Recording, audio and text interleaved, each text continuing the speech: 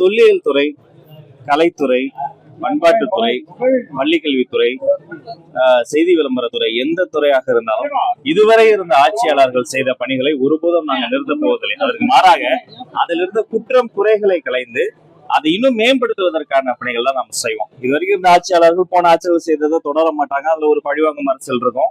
அப்படி ஒரு revenge politics எடுக்கக்கூடிய போக்கு நம்ம கிட்ட கிடையாது. குறிப்பாக தொல்லியல் துறையை பொறுத்த வரைக்கும் காலையில இருந்து விடியற்காலையில இருந்து அடுத்தடுத்து நாங்கள் ஆய்வு பணிகளை மேற்கொள்றோம். கீழடி தமிழர்களுக்கு மட்டுமல்ல, நாகரிகத்திற்கு ஒரு பெரிய தாய்மடி. உள்ள நிற்கும் போது எனக்கு சிலிர்த்து போச்சு.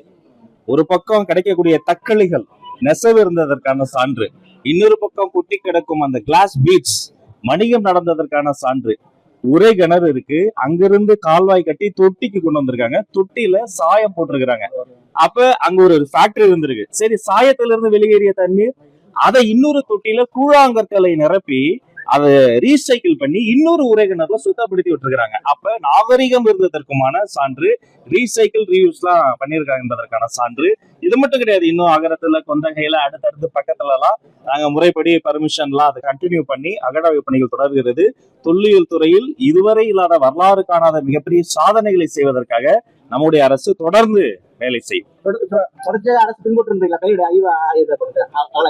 போன வாட்டி இருந்த ஆட்சி செய்ததை விட அதிகமான அக்கறையும் அதிகமான நிதி வசதிகளும் அதிகமான ஆய்வு பணிகளும் மேற்கொள்வோம் என்பதை பெருமையோடு சொல்லிக் கொள்கிறேன். ஆய்வு அறிக்கை 2023 ஆண்டு கொல்லி ராமகிருஷ்ணன் மத்திய அரசுக்கு அறிக்கை தாக்கல் பண்ண இதுவரைக்கும் வெளியிடப்படல. இது வெளியிடுறதுக்கான தாவேக அரசு எல்லாம் முன்னேற்படுமா? சில விளக்கங்கள் கேட்டு திருப்பி அனுப்பிட்டாங்க. அது பெண்டிங்ல 3 வருஷமாவே இருக்கு. அந்த கருத்தியல் போர் தொடரும். நான் ஏற்கனவே சொன்னதை மாதிரி இந்த கீழடி என்பது ஒரு மொழி பேசக்கூடிய சமூகத்தினுடைய ஒரு பெரிய வெற்றியா நம்ம பார்க்க கூடாது. இது எப்படி ஹரப்ப முகஞ்சதாராவை எப்படி தூக்கி பிடிக்கிறோம், அங்க இருக்கக்கூடிய அந்த கழிவு நீரை வெளியேற்றக்கூடிய வசதிகளை வியந்தோதுறோம். இங்க கழிவு நீருக்கும் குடிநீருக்கும் அற்புதமான ஏற்பாடுகள் செய்யப்பட்டிருக்கே.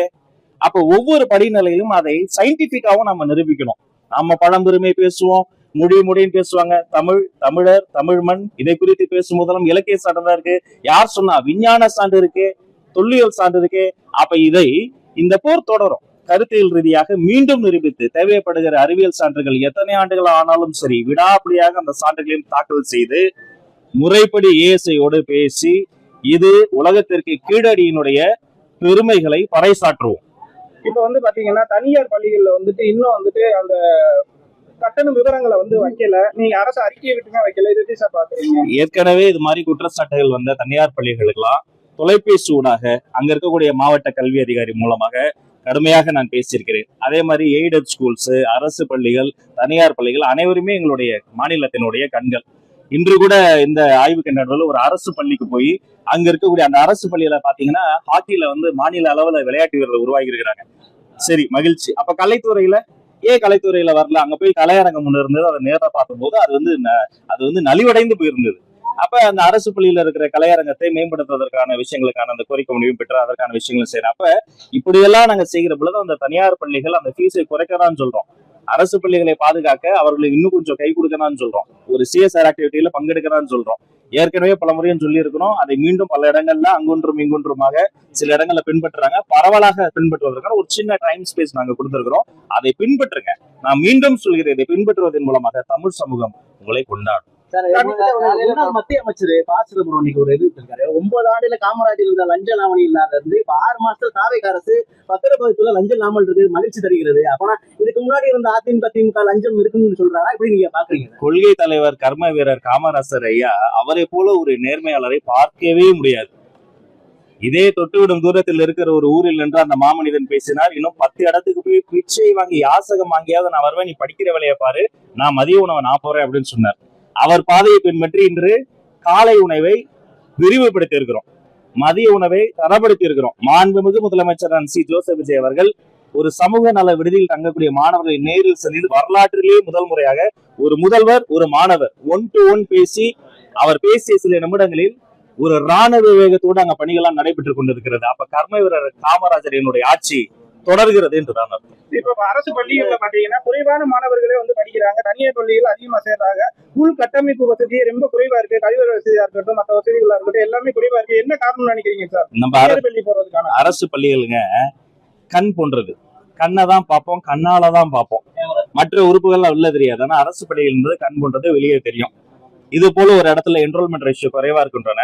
எங்களுடைய கல்வி அதிகாரி என்ன பண்றாரு, அவரை கூப்பிட்டு நாங்க பேசின உடனே நேரிலேயே சென்று பார்த்து மேலும் 10 மாணவர்கள் அங்க சேர்க்க வைத்து உடனடியாக திறந்துட்டோம். அரசு பள்ளிகள் மூடல்னு ஒரு கான்செப்டே கிடையாது. மாணவர்கள் சேரலன்னா நாங்க காத்திருப்போம், வீடு வீடாக போவோம், வீதி வீதியாக போவோம்.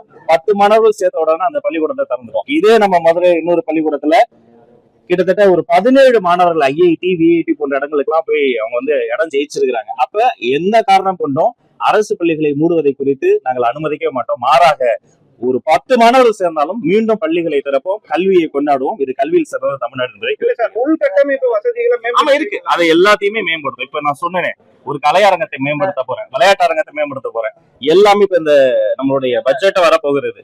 எல்லாமே அது அந்த முறைப்படி அந்த அறிவிப்புகளும் இருக்கு. அது நல்ல நல்ல நன்றிங்க. நான் தெளிவுபடுத்திடுறேன். எம்இல மினிஸ்டர் ஆஃப் எக்ஸ்டர்னல் அஃபேர்ஸ்ல முறைப்படி அனுமதி வாங்கி சட்டத்துக்கு உட்பட்டு அந்த டிப்ளமேட்டிக் பாஸ்போர்ட் இருக்கக்கூடிய விண்டோ டைம் நமக்கு இல்ல, பட் பர்சனல் பாஸ்போர்ட்லயும் அந்த அமெரிக்க எம்பசி எல்லாம் போய் அந்த விசா வாங்கி மத்திய ஒன்றிய அரசிடம் முறைப்படி அனுமதி வாங்கி சட்டப்பூர்வமாக தான் நான் சென்று வந்தேன் என்பதை இதன் மூலமாக தெளிவுபடுத்திக் கொள்கிறேன். அப்படி போயிட்டு வந்த பிறகும் நீங்க அந்த லெட்டர் அனுமதி வாங்கினீங்களான்னு இப்படி கேட்கறது ஒரு வழமை. அதற்கான தெளிவான விளக்கத்தையும் கொடுத்துரும். மற்றபடி எப்போதும் அன்றும் இன்றும் என்றும் சட்டத்திற்கு புறம்பாகவோ தனிப்பட்ட முறையில் எதையுமே எந்த அமைச்சர்களும் செய்ய மாட்டோம் தெளிவுபடுத்திக்கிறோம். அதிமுகல இருந்து எல்லாருமே வந்து தாவே காக்க போறாங்க, அது வந்து துரோகம் பண்ணிட்டு போறது மாதிரி எடப்பாடி சொல்லியிருக்காங்க. அவங்க எப்படி சார் பாக்குறீங்க? நல்ல தலைமையை தேடி தமிழ்நாடே தவிக்கிறது. அதனால் நல்ல தலைவர் இருக்கக்கூடிய தமிழக வெற்றி கழகம் வேண்டாம் தகவலாக இருக்கிறது. அனைவரையும் அரவணைப்போம். ஆனால் உள்ளே வந்த பிறகும் சட்டத்தின் ஆட்சிதான் நடக்கும். கர்ம வீரர் காமராஜரினுடைய கொள்கை பாதையை தான் தொடரும். நன்றி. ஜனநாயகன் படம்